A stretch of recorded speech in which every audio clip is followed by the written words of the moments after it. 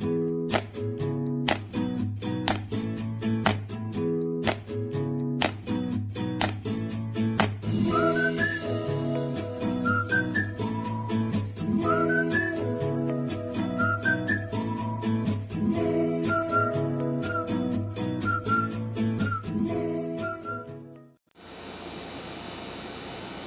guys, my name is Eds and welcome to my channel. If you would like to have a series of learning videos, please feel free to subscribe and hit that notification bell below, okay? Now we all have that one friend who's really good at speaking English, right? And you for yourself might have wondered how they do it, or is there really a technique that you could use in order for you to learn the same way? Well, guys, I'm glad to share some tips for you to help improve your knowledge in English and for you to feel confident when it comes to speaking English. Alright? Developing how to speak English fluently requires a lot of patience and practice. The first thing you've got to have is determination. So, for you guys who might wonder what determination means, it's a strong feeling that you want to achieve something, or the way you're being pushed to do something.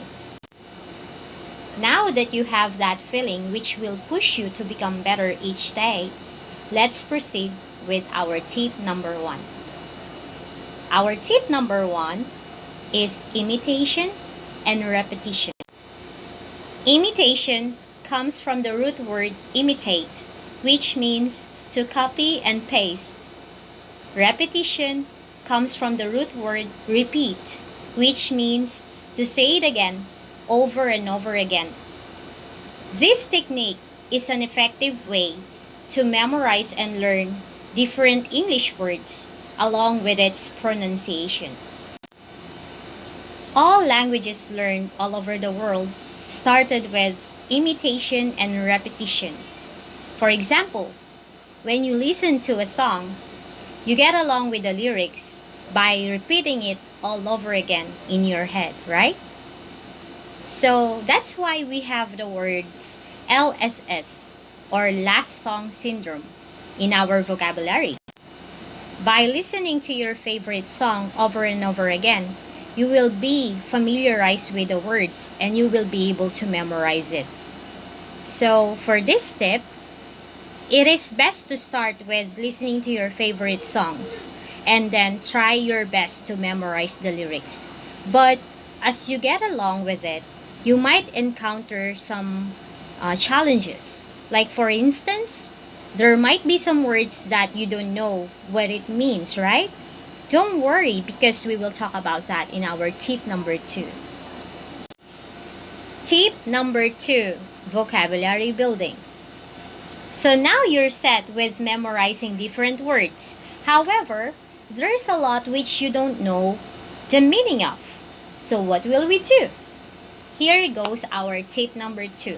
It's called vocabulary building. Vocabulary means a collection or stock of words in a particular language. In this case, we're talking about English vocabulary. The more words you know, the better it'll be, because later on you will be able to play along with your choices of words when you speak English. So, keeping your English vocabulary bank account rich will really help a lot in achieving a successful English learning journey. But how do we do it? First, have a list of the words that are new to your ears. Search for the meaning or the synonym. When we say synonym of that word, it means two or more words having the same meaning. For example, small, tiny, little, all mean the same. This. So you see, if you will not be familiar with the different words that you could use, then you won't be challenged. So it's very important that you keep your vocabulary rich. And for you to be able to do that, you have to read a lot. And then choose the words which are unfamiliar to you. Look for them in the dictionary and then try to use them in a sentence in your daily English learning schedule. Alright? So, I would suggest you could download an offline dictionary for this type of class, because if you don't have dictionary, you won't be able to know the words and what they mean of. Tip number 3, paraphrasing and developing ideas. Paraphrasing is from the root word paraphrase, which means rewording, but keeping the original meaning. When paraphrasing, it is important that you are familiar and careful with your choices of words so as to avoid missing the main point or losing the original meaning of what you have heard and read. Let's say, for example, in this sentence, I feel uneasy when I'm in a crowd. You can paraphrase it into, I am uncomfortable whenever I'm in a lot of people. So you see, when you learn our tip number 1 and tip number 2, you will go ahead and have this continuous process leading to your tip number 3. Again, paraphrasing is very important. Next, we have developing ideas. Developing ideas mean learning to be creative in terms of thinking of short statements or sentences to support the main idea. This will be more effective because your grammar and comprehension skills will also develop as you keep on practicing. For instance, I will give you an example of an idea. They wanted to be healthier. You could think of supporting questions to add to this main idea. Number 1, why do they want to be healthier? Number 2, what will they do to become healthier? Number 3, what will happen after they became healthier? So here will be our supporting ideas. Last year, a pandemic struck the whole world. Mr. and Mrs. Smith feared that they might get sick and die. They wanted to become healthier.